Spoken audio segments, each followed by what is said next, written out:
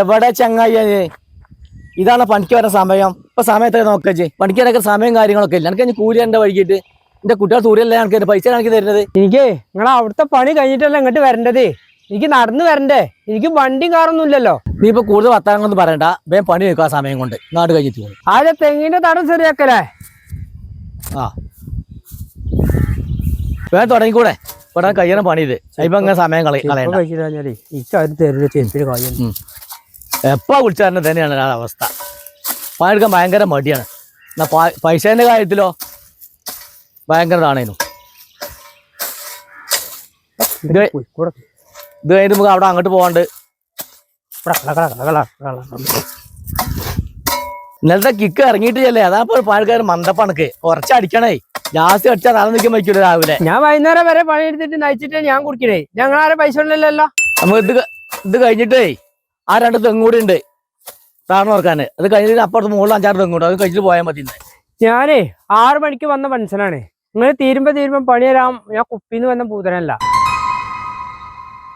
അപ്പൊ നമുക്ക് ഈ തെങ്ങാണ് തുറക്കാനുള്ള പോന്ന്. അത് കഴിഞ്ഞിട്ട് നമുക്ക് അത് ചെയ്യണം കേട്ടോ. പച്ചവെള്ളം ഞാൻ കുടിച്ചില്ല. ഇജ് വെള്ളം കുടിച്ചാൽ നമുക്ക് നമ്മളെ പണി തീർന്നാൽ മതി. ഇജ് വെള്ളം കുടിക്കുക പറ്റുടിക്കുക എന്തായാലും മതി. ഇത് നന്നാക്കണം ആദ്യം കേട്ടാ.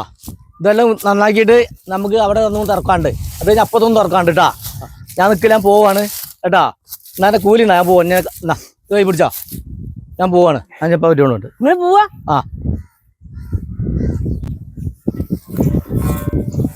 ഞാൻ നോക്കട്ടെ. എന്റെ കുട്ടികൾക്ക് ഇന്ന് ചിക്കനൊക്കെ കൊണ്ടുവരാൻ പറഞ്ഞു. സാധനങ്ങൾ ഒരുപാട് വാങ്ങാൻ പറഞ്ഞു. ഒന്ന് നോക്കട്ടെ.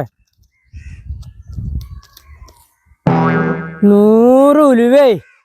സുബ്രേട്ടാ, ഇന്നത്തെ പണിയിലെ കൂലിയായി 100 ഉലുവ. എനിക്ക് കോട്ടണ അത് മതി, ബാക്കിയുള്ളത് പിന്നെ ശരിയാക്കാം. ഇത് പണിയെടുത്തു.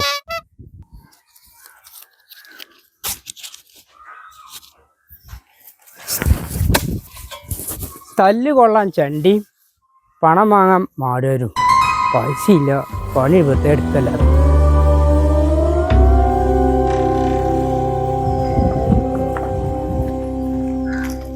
സുബ്രേട്ട എവിടെ നേരം? ഞാൻ പണിക്കാരുണ്ട് അവിടെ. ആരാ? നമ്മളെ സാജിയാണ്.